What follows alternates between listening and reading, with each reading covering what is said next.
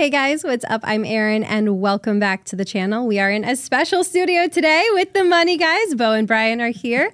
And today we're going to be talking about retirement. Because did you know that nearly half of all retirees are afraid of running out of money? And a lot of it is due to totally preventable mistakes. I am so excited that we get to be here, that we get to chat about this, because we have helped hundreds of families walk into and ultimately through retirement. And we've seen firsthand that even people with strong portfolios can still make some missteps along the way that may cost them either peace of mind or cost them flexibility, or in some case, it can even cost them hundreds of thousands of dollars. So today, that's why we're teaming up. I love retirement. You guys have the experience to bring to it. So let's go over some of the myths, some of the confusion that surrounds retirement, and approach it from maybe a financial and emotional side, because I know you guys have the stories. This is where strategy meets psychology, where the how meets your why, and where your next decision could make or break your retirement. And with that, let's dive in. Misstep number one is claiming Social Security too early. And I feel like Social Security is one of the biggest pillars of retirement. And I don't think it gets enough attention because we focus so much on how much can we save and invest, and that's what we control.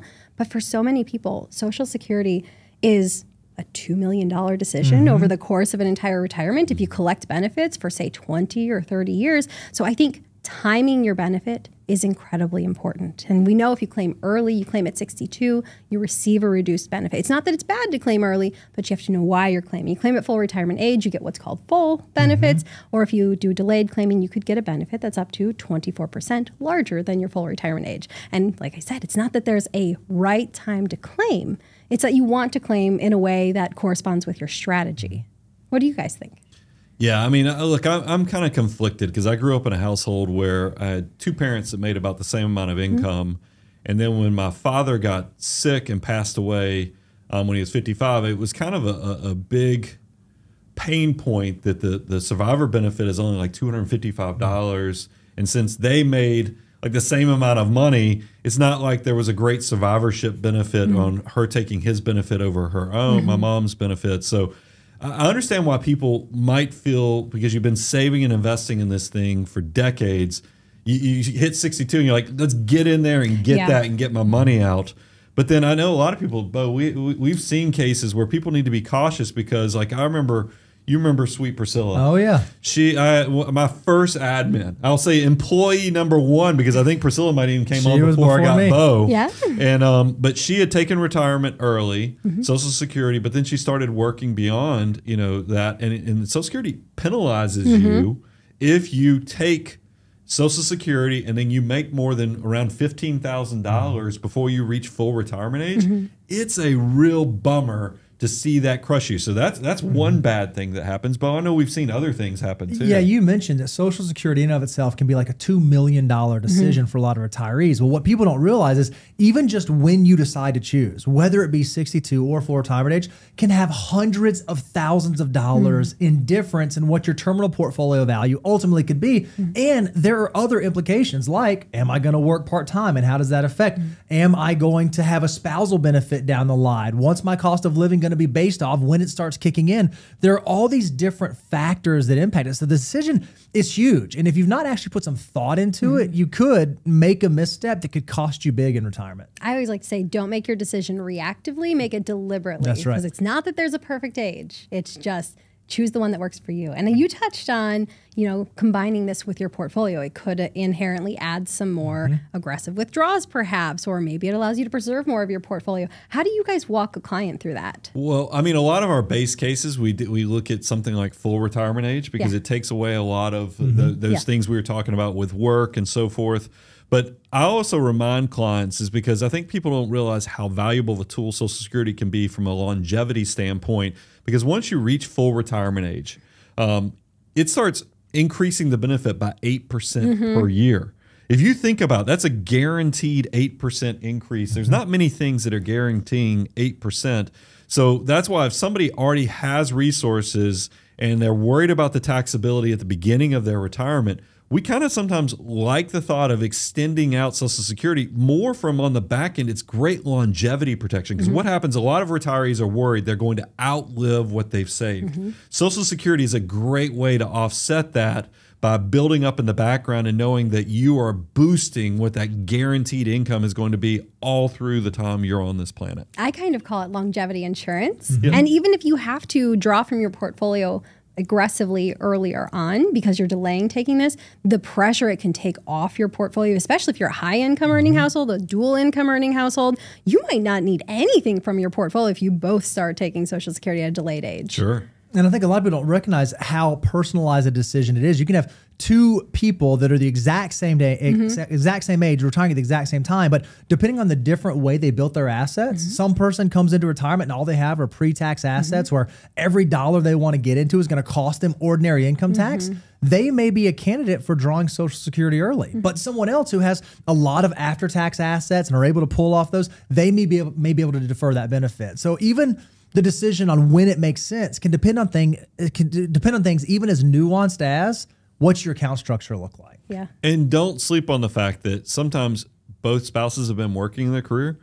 Look at maybe this one spouse takes it early and then lets the other spouse build up in the background and let them get that longevity insurance. There's strategies where you actually can maximize where one is choosing early and one is choosing later. This is why it's so important to measure twice, cut once, and really do some planning on the front end. If you're asking about rubber hitting road, where we see the most significant impact, it's on that thing right there. Yeah. Two spouses not recognizing, oh, wow, the lesser earning spouse could begin drawing early at their early retirement age and then wait for the higher earning spouse to draw at full retirement age because then you get the spousal pickup. And it is a huge planning opportunity that a lot of people just don't realize. I just think like listening to two planners talk about it, like the nuance behind it, because so many people are just like, oh, I'm eligible at 62 or, oh, my full retirement age is this. And they don't give it much thought beyond that. So I love that you've kind of painted a brighter picture here. And I don't mind going a step further. If you go to moneyguy.com/resources, we actually have a great little resource for people to kind of use on Social Security.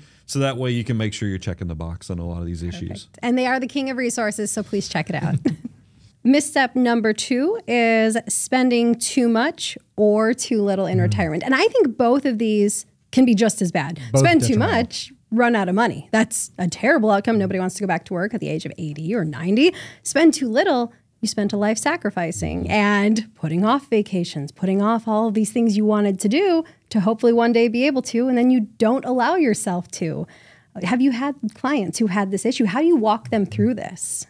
Yeah, one of the interesting things is before we'll even sign off for our clients, hey, yes, now is the time you can retire, we will have tested this. We will have stress tested. Okay, here's what you think your base level living expenses are going to be, but what if you get it wrong? Because a lot of people think, oh, you know what? Yeah, I can live off of $3,000 a month. And we're like, whoa, you're living off of more than that now. Yeah. And when you retire, you're going to have all this extra time to go fill in it with hobbies and other things. Are you sure that that's accurate? So we actually ask our retirees, hey, track what you're actually spending. And then let's project out when you retire. Are you going to travel? What are you going to spend money on so that we can truly stress test? Because the one thing we don't want to do is have someone get into retirement, have an expectation for a lifestyle better than they're expecting, and then we have to have the, cat food for dinner conversation, which is never a fun conversation to have with someone. Well, I find most retirees have the hardest time transitioning from being saver into that consumer mindset. And look, it makes a lot of sense because when you're working, you really are earning income and you're building your expenses off of that income you've got coming in. It's a mindset shift when now you're living off of that net worth. So the first time you have a market downturn or the fear of a market downturn and you don't have the income as a backstop, a lot of people are just like batting down the hatches and I'm just going to be super tight. And that's one of my favorite parts about being a financial advisor is that a lot of people, despite what the public perception is, the advisors are telling no, we actually are typically coaching and training and trying to find that perfect Goldilocks of this is how much you can spend in retirement. And if you're under, Bo and I we love telling stories of our clients. I had a great client. He worked in education his entire career. Such a good dude. And he had a little mini farm and he loved, and I'm going to screw up, Bo, you might remember the type of exotic birds that he was raising. Yeah. Yep. But he had these birds and it was a really kind of a fun, awesome, quirky hobby. that he was doing, but he had this gator that he was driving out on his farm to, and he was always complaining about the gator was breaking down on him constantly. And I was like, Bill, what are you doing? You're I never see gonna your run out of money. portfolio. Go buy a new gator. And he's like, do you think I can afford it? And I was like, without a doubt, you can afford it. And you can afford 12 of them. That's the thing that I think that a lot of times, all of us that are good at building resources, of living on less than we make, the financial mutants, as we talk about on our show, you need to know that at some point it's okay to start using and consuming these assets, because you've spent an entire life building it. Why not actually enjoy it? And that's why I love the combination of the analytics, but also then the release of, hey, go live your best life so you come through each decade without regrets. I think this is probably one of the hardest things for both of our audiences, because people who are watching and consuming financial content are saving money. They're investing. They're trying to hit that next net worth. How do you help people get over that? Because I think so much of it is a mental shift once you get to that point. Well, yeah, and I was just going to share, and Bo, I'll let you wrap it up, Bo, is that also spouses are different. You'll have one that's the gas pedal and one that's the brake, and that's a strange dynamic too. One of the things we recognize is that so much changes when you shift from your working career to your not working career. If we can keep things as similar as possible, it's a much smoother transition. So one of the things we tell our clients is, hey, tell us when your last pay cycle is going to be. When's that last paycheck going to hit? So that on whatever cadence you want, maybe it's the next month or every 2 weeks, we will have your portfolio distribution hit that exact same time. So you've spent the last 40 years used to a paycheck coming in. Let's just recreate that process. And then one of the fun things for us is as we go through time, as the market performs well, as someone, because again, we'll see these spouses and one will say, hey, I really want to start, traveling a little bit more. And the one, oh, we don't need to do that. Like, it's true. If we can build in pay raises, hey, right now you guys are pulling out $500 a month out of your portfolio. You really could sustain going all the way up to $1,000 a month. Let's just do that. And if the money builds up in your savings account, we'll talk about it. And what's amazing is, for some reason, just having that little pay raise, it feels different to them than them calling us saying, hey, send me $10,000 for this vacation.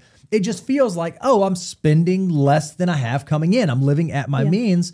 So it just makes it a little bit more palatable for folks to actually be successful in doing that. And it really feels like your method is duplicating a paycheck. That's right. Which is what we're so used to. You spend 40, 50 years getting a paycheck. Trying to go over to taking 10,000, 20,000 withdrawals can be like a shock. It's a lot of friction. And we want people to be able to travel, go on those go-go years, make the trips and stuff. And if you have an automatic paycheck, essentially a direct deposit going into their account, it does feel natural, and it also lets them feel like, hey, I get to do things the way I want, and the money's going to be there. I think that makes it easier to spend.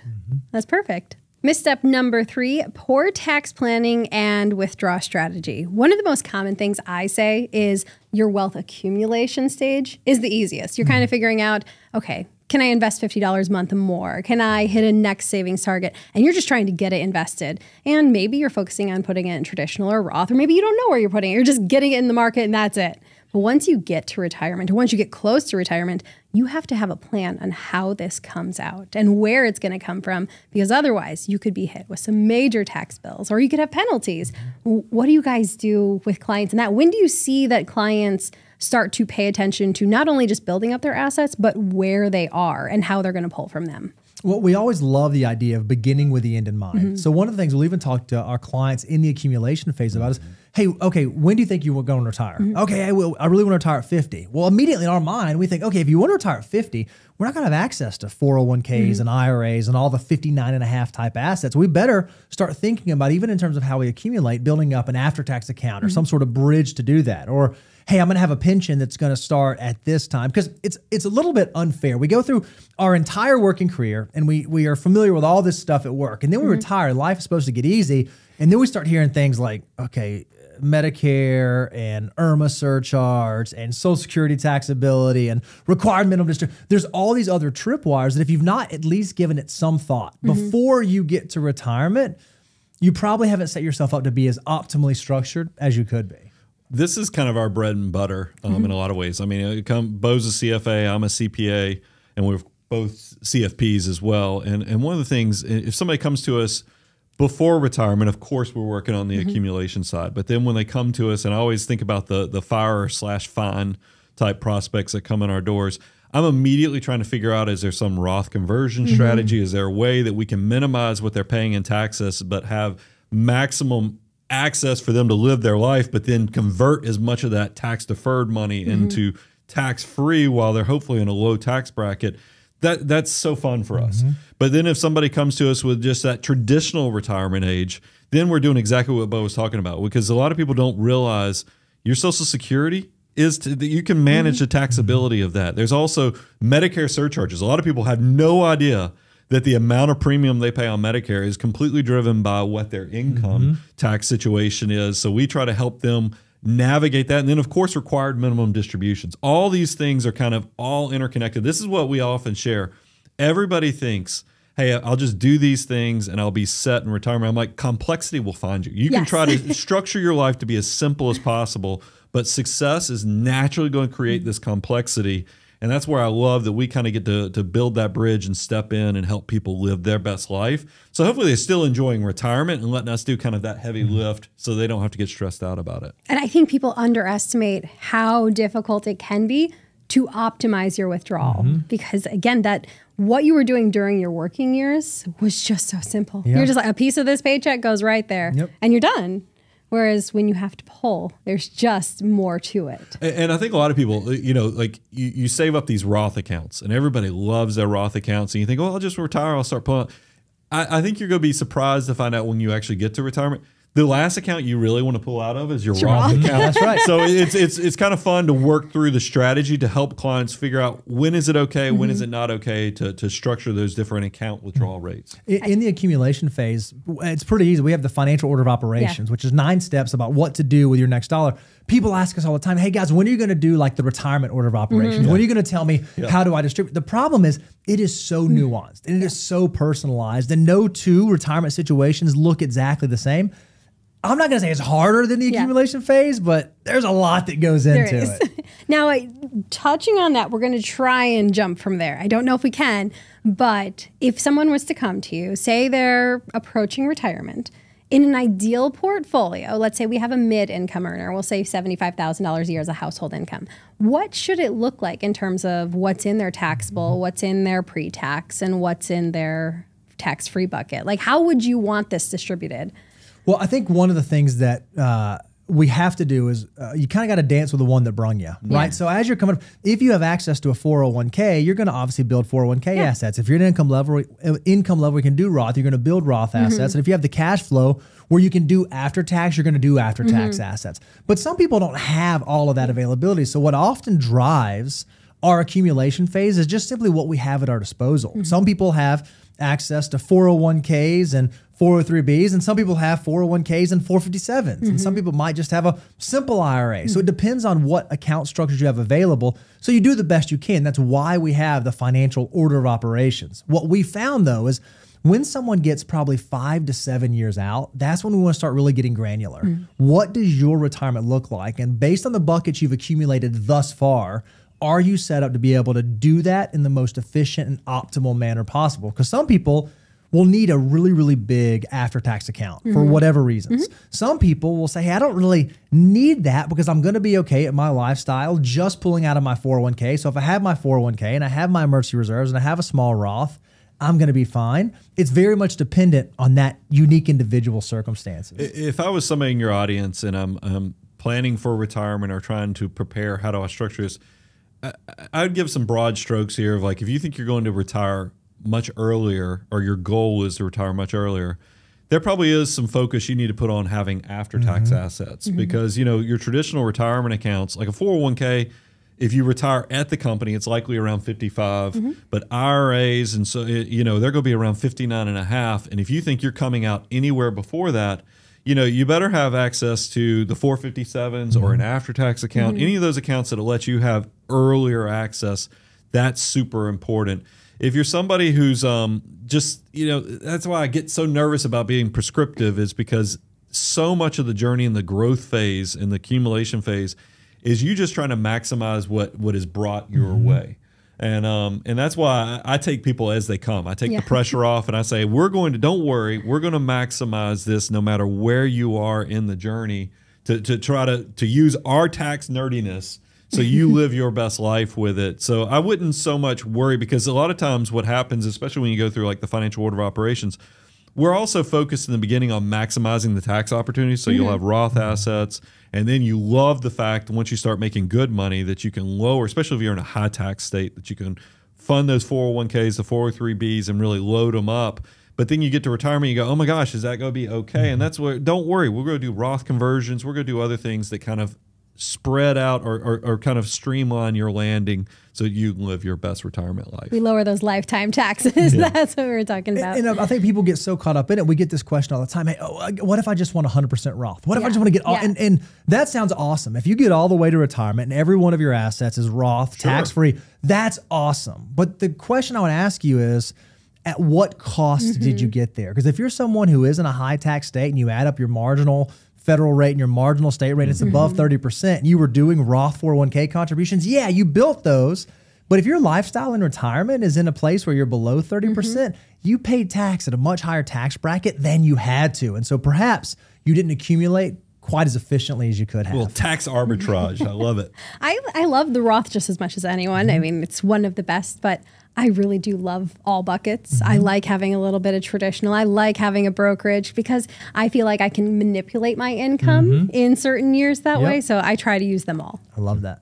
Misstep number 4 is underestimating healthcare and longevity risk. And I feel like this is the heart of when we retire, why we retire, how much money will we have to carry us through. And Fidelity estimates that a typical couple, not including long-term care or nursing care, is going to spend about $300,000 on premiums, deductibles, things like that, just throughout the course of retirement. So how do people prepare for this? How do they budget for it? And what do they do? I think it's so interesting because one of the things, because we have the fire and find movements and everybody gets so excited about being able to live life on their terms. But at some point, you're going to get the cold reality that Medicare doesn't kick in until you're 65 years of age. And a lot of people, you know, your health insurance or access to affordable health insurance is one of the hardest things that you're trying to plan for when you do walk through that threshold that you're no longer going to be working. You're going to be living off your assets. And that's why we always encourage people, if you are part of that process, you know, of course, the healthcare exchange came along, but in a lot of places, those markets have become less and less competitive. So you have to get really creative in figuring out, does that mean a part-time job? Or does that mean, like here in the state of Tennessee, there's some unique organizations like, you know, bureaus and so forth that you can actually sign up for a membership and it gives you access to these health plans that a lot of people use. But it is one of those things where I think this is a complication that a lot of people struggle, and that's why you need to plan, you know, years in advance or try to take this very serious because that's a big, big risk for a lot of people. Well, I think even, I mean, there's obviously solving the financial aspect of it, but there's also this like emotional behavioral aspect, because when it comes to our health and our lifestyle, there's a lot of things that we cannot control. I mean, we've unfortunately seen these horrible circumstances where the couple will save for their entire life and they'll build to financial independence and they'll get there, and then all of a sudden that diagnosis they weren't expecting happens. And there's nothing they could do about it. It's out of their control. And I think we have to recognize that's a reality in this world in which we live. So it's being financially independent is about just deferring everything to the future, right? It's not about like, hey, I'm going to wait to live my best life tomorrow. I can live my best life today and tomorrow. But there are some things that we can impact, right? While we may not be able to impact that one, we can impact how we move our body, how we recover our body, the things we feed our body. And we can take care of ourselves today so that as we're making these financial decisions to move us towards financial independence, to move us towards retirement, we actually get to enjoy those years. I mean, we don't want to save in all of our healthiest years, finally get to the point where we actually have the money, and then we can't do all the things we dreamed about one day getting to do. And so there's a balance of understanding that exists on both sides of the equation. Yeah, I think, you know, I'm the oldest guy here. You know, I don't mind sharing that, is that I had a very important person in my life share that as he got to the threshold of 40, you kind of have to choose, are you going to stay active or are you just going to let things just start happening to you? And I will tell you, now that I'm in my 50s, that has continued to be the point. So you need to focus on your health. Just like we tell everybody, be very deliberate with your discipline in saving and investing. You need to be very disciplined and deliberate with how you focus on your health and your nutrition, because there is something about, you know, and that's why I think some of the books out there by Peter Attia, Good Energy, and some of those How Not to Die, some of those books that I've read in my own life, is it's so important because what you don't want to do is be great with your finances, but then just not be able to enjoy any of this. That a life well lived is the perfect balance of living your best physical life, but also your fiscal life, also kind of intersecting with those things, so you can just look back and feel some fulfillment in the fact that you are maximizing every decade of your journey. I think we all feel the same about preserving our health as much as the wealth aspect of it. But how do you get clients to think about this without scaring them? Because so many of people that I talk to are like, I would retire, but I don't know if I have enough to cover whether it is long-term care, whatever could happen. Because there's so many what ifs when it comes to your health long-term and planning what could happen 20 or 30 years down the road. How do you get clients over the fear of that? Well, I think one of the things I think the reason the fear exists is because there's so much unknown. I have no idea what it's going to cost. And so we just ask them these questions. Oh, hey, let's start figuring it out. Okay, if you retire here, what would it cost for you to go on COBRA coverage for the next 18 months? That's like a that's a tangible thing that you can figure out. Okay, great. Well, now let's work with a health insurance broker, and let's see if you had to go in the open marketplace based on the doctors that you see and based on the prescriptions that you take and based on the type of way that you consume healthcare, what would the actual costs be? Because what we find is if we can educate our clients on what the reality is, some of that fear of the unknown begins to fade away. So, hey, this is what I know healthcare will cost for the first 18 months after retirement. And then this is what I believe a high probability will be from the time that I get to that 18 months after retirement until I get to 65. And then once Medicare kicks in, this is what I know Medicare will cover. And this is how much a supplement. And you can project that stuff out. And when you begin projecting it out, then you can even vary. So for a lot of our clients, again, it's about removing uncertainty. Say, hey, in our best case estimate, we think that healthcare is going to cost you $12,000 a year. But hey, why don't we add a variable here? What if it's not $12,000? What if it's $18,000? How does that affect your plan? What's the probability of success look like? And so you give them some guardrails around, hey, so long as it's below this, you're going to be okay. If we can have those conversations, it begins, the fear never goes away completely, but it begins to subside as you begin to be able to put some mathematics to the numbers. Well, and I mean, Bo laid out a lot of that in a good way. And the fact that the first is, build the bones of what your retirement will look like, especially the healthcare side, by what tools you'll use. Like, where does Medicare come in? What's going to be the bridge before Medicare? And then after you even kind of chart out the broad strokes, you can then start putting meat on the bones with the fact of what do I estimate each of those things? So you can then start projecting, how does this integrate into my retirement plan? Because that's the thing, is that you have to kind of reverse engineer the plan backwards so you can fill in the gaps. And then that way you've now checked the box. And we always talk about, put on your 3D glasses with big life decisions. You've got the dream plan. This is where everything works out beautifully. There's the down to earth plan. And then you've got the doo-doo plan where, of course, everything goes bad. I think that you can do the same thing with healthcare and retirement as well, so that you're going into it through a planner's mindset, so that when you actually live life, you actually feel like you're good for whatever scenario comes your way. If you just let life happen, that's where the surprise is, that's where the shock and awe, and that's where you just don't live your best life. But if you can plan accordingly, I think you'll be ready for all things that come your way. I feel like just sitting with you guys talking about this, like, it brings a sense of calm. Oh, I love that. That's awesome. If I could paint a picture for it, it'd be like, it kind of feels like a dark tunnel and you guys give a flashlight. Oh, look at that. Well, and that's what we often say, that a lot of people, when you're successful, we've built our lives trying to figure things out for ourselves because we're rewarded. You go out there and you search and you figure it out. Don't let your one retirement be, because you don't know your blind spots. You don't know what you don't know. Yeah. Work with somebody who's done this hundreds, if not thousands of times, so that they kind of have been there, done that, and can help you navigate this. So it's not like, oops, I had to learn through experience. Yes, that created wisdom, but you might have been able to save yourself a lot of the struggle if you just went with somebody who actually could be your tour guide through this big life decision. I love it. You guys are perfect. I don't know. Ask our wives. They would say otherwise. I've been called a lot of things. Perfect's never one. Misstep number 5 is sequence of returns risk and poor portfolio strategy. So this is a two-parter. So I feel like sequence of returns risk is very real. When we retire, our portfolio is kind of in its most vulnerable state.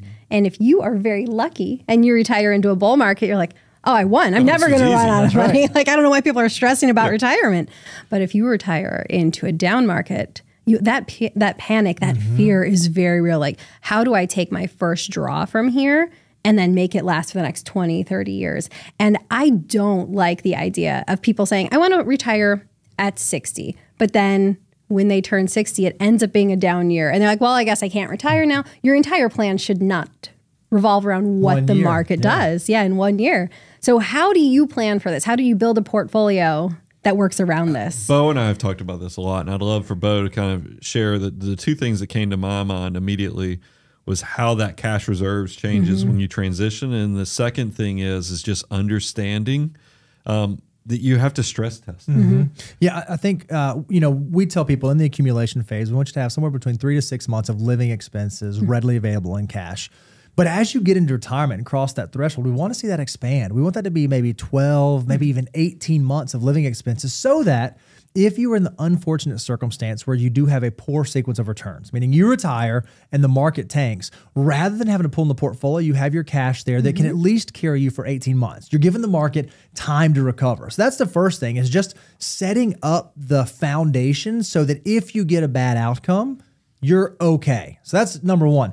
Number two is we stress test it. So one of the things we do is it's easy to say, okay, well, I'm going to project that I'm going to have a 6% rate of return in my retirement portfolio. And I start at this and I pull this out, then this is what it does, right?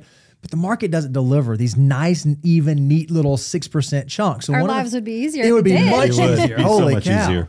So what we do is we want to run our retirement scenarios through a Monte Carlo simulation, which looks at 1,000 different scenarios of 1,000 different market environments, with a number of those being bad sequences of returns. What happens? And what we want to make sure is that even in those events where there's a bad sequence of returns, and we did not change our behavior, we stayed on the plan that we were on, there's still a high probability of success.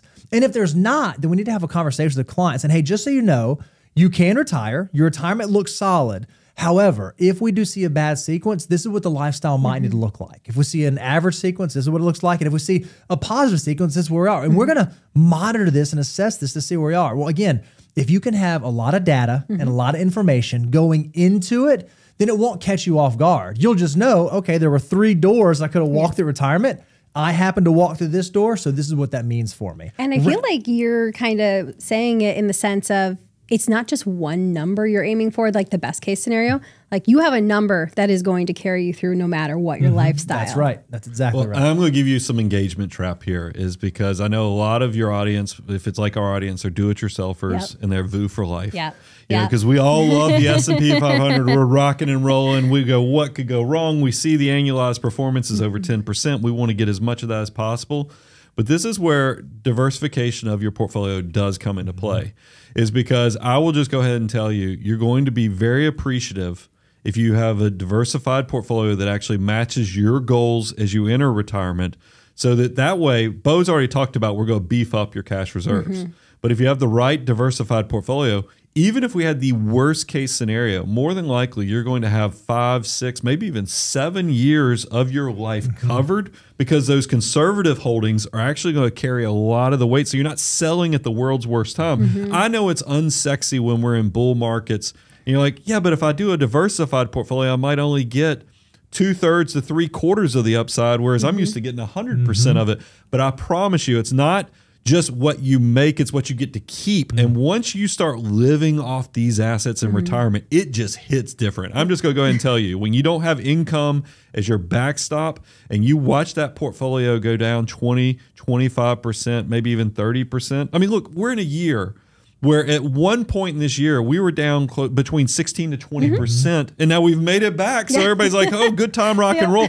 But would you have felt that way if you weren't working and you're in retirement? That stuff will punch you in the gut so hard, and that's why you got to have a plan that's good before, that's during, and even after, because so you don't have to react, because that's the problem I'm worried about with the behavioral side, is because you might have been the most consistent financial mutant, saver, and VU for life person, but as soon as you retire, you might be looking for the exits, trying to rip the cord out so you can pull the parachute, and that's not what we want either. So we've got to have that balance, and that's why I love that we get to do the cash reserves, we get to do the stress tests, so you do get to maximize that planning process. And I don't trust memories, because during the working years, like we're mid-year and the market is up and it's great, I don't remember the market being down earlier You don't this pay year. attention to it, No. right? Well, you would think that this is just a one-off. No, every year, intra-year return, up volatility is typically around 14%. Yep. So we never remember that because we look at those nice 12/31 values and the annualized rate of return. No, there's a lot of life that happens in each one of these 12 months. Have you had a good example of a client who retired in a down market and called you and was like, thank you for preparing me for this, or like how they got through it? We had clients who, we can go all the way back to Great Recession because we had clients who were retiring in 2007, but let's go a lot more recent. We had clients that retired right before the beginning of the pandemic. And if you think back to the pandemic, the entire world did not know what was going to happen. And we just counseled this person, hey, you can retire, you can leave the workforce. They did that, and then the whole world changed. And we got to have those phone calls, and we got to say, hey, it's okay. We don't know what this is going to look like. We don't know exactly how this is going to play out, but we know that in our testing, we tested what this scenario might be. And look, this is how much you have in cash. This is your monthly burn rate. This is how much you have in conservative assets. Even though the market's down, this, and kind of walking them through, we did this, we went through this, we did this, we went through this, we did this, we went through this. And they're like, you know what? Yeah. And what's wild is the more conversations we have with that, with our clients around that, the less phone calls we get. So while we had a phone call in 2020 with that client that retired, by the time we got to 2022, which was like an actual bear market, they didn't call.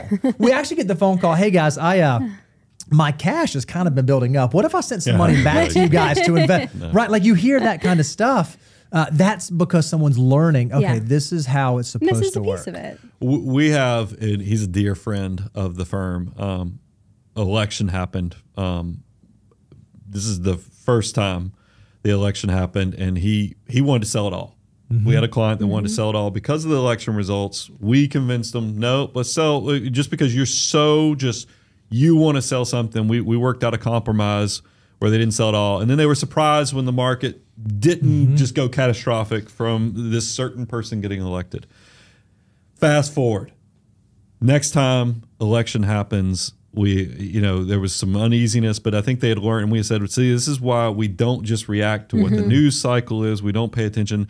And then I'll take it back to just market volatility. I had a client that fired me, and this was one of my biggest regrets that she did this. She fired me in November of 2008. And if anybody knows how bad 2008 was, that was the year the S&P 500 lost 37%. And there were parts of that year where the market was down close to 50%. And it broke my heart because she had a diversified portfolio, but she had a lot of family stress going on at the time. She had a sick spouse and some other things. And she just said, Brian, I just need it. So I'm just going to tap out. This is my moment. I'm tapping out. And it broke my heart that she left and went to cash at that time because it was just always one of those regrets. I'm happy to report she's signed back up with the firm. Probably 6 years later. Yeah, truthfully, she's only been back probably for the last 6 years. And it's been a long time since 2008. But I was glad that we got to have a redemption story where, yes, there was a loss opportunity, but I was glad. I think she even recognizes, I might have let my emotions, but like I said, life was happening too. That's the thing about what I love, and that's why I wanted the redemption story, is because I hated that she had all these outside stresses with health and all these other things, and then the market comes on, and it was just a little too much. And I felt like, man, because I felt like the portfolio was already in a very conservative place, but it was anything was just too much at that time. But I'm glad we got to come back, and that's what I want people to know. You don't have to do this alone. Is because it is so scary sometimes when this stuff happens, because it won't be just the market. It will be, you'll be worried about your kids, you'll be worried about your spouse, or maybe you're having a health scare.